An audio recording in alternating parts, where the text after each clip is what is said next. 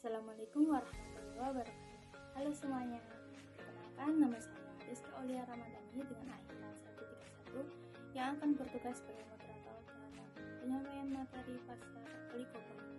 Adapun anggota kelompok saya adalah Aisila Kanahaya dengan akhiran 32 dan Sandi Rizky Aprianto dengan NIM akhiran 29. Baik semuanya, langsung saja kita mulai penyampaian materinya. Pengertian pasar oligopoli. Pasar oligopoli yaitu jenis pasar di mana jumlah produsen atau penjualnya lebih sedikit, sedangkan pembelinya relatif banyak. Pasar oligopoli adalah kondisi pasar di mana komoditas hanya dikuasai oleh beberapa perusahaan. Kondisi ini membuat persaingan harga di pasar jadi tidak seimbang. Pada kalanya pasar oligopoli terdiri dari dua perusahaan saja, dan pasar seperti itu dinamakan duopoli. Di sini saya akan menjelaskan karakteristik. 1. Jumlah perusahaannya ada sedikit atau beberapa perusahaan di dalam pasar, sehingga aksi perusahaan yang satu akan mempengaruhi perusahaan yang lain. 2. Dilihat dari sisi produk.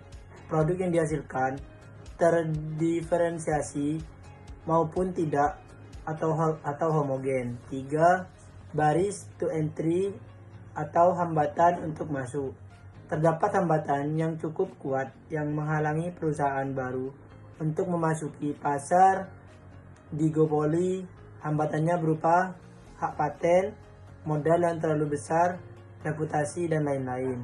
Contohnya perusahaan kendaraan bermotor, komputer, semen, kartu SIM card, dan Pertamina atau bahan bakar. Baik, saya akan melanjutkan apa yang disampaikan oleh teman saya tentang jenis pasar oligopoli. Ada beberapa jenis pasar oligopoli, yaitu yang pertama, pasar oligopoli murni.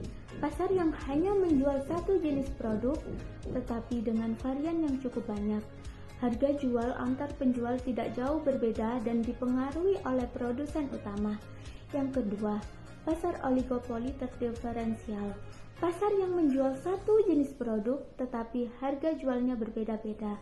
Sifat pasar ini membuat persaing antar penjual tidak sehat. Yang ketiga, pasar oligopoli kolusi. Para pengusaha bekerja sama untuk menaikkan atau menurunkan harga suatu komoditas. Persaingan di pasar jenis ini tidak seketat di pasar jenis lainnya. Yang keempat, pasar oligopoli non-kolusi.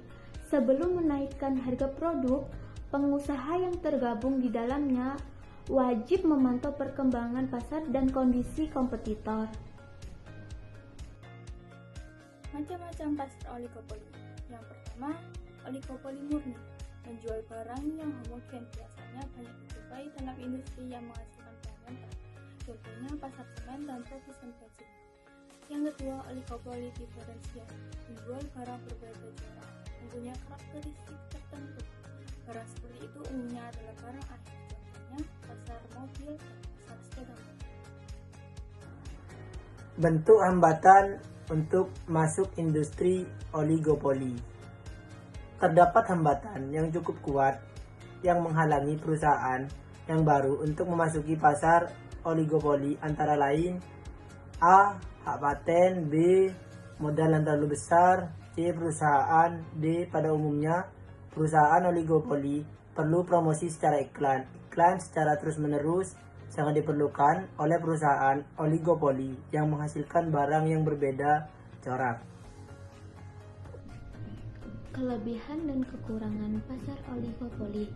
Poin pertama, saya akan menyebutkan kelebihan dari pasar oligopoli. 1. Persaingan yang ketat menjadikan setiap perusahaan sangat mengupayakan inovasi dan menjaga kualitas terbaiknya. Yang kedua, harga produk menjadi lebih sesuai dengan keinginan konsumen karena persaingan antar produsen yang ketat membuat masing-masing produsen tidak mau mematok harga terlalu tinggi. Yang ketiga, meskipun tidak banyak, tetapi setidaknya konsumen punya beberapa pilihan merek yang sesuai dengan keinginannya. Poin kedua, tentang kekurangan dari pasar oligopoli. 1. Sering terjadi perang harga antar produsen. Oke, cukup sekian presentasi dari kelompok kami. Kurang lebihnya kami mohon maaf.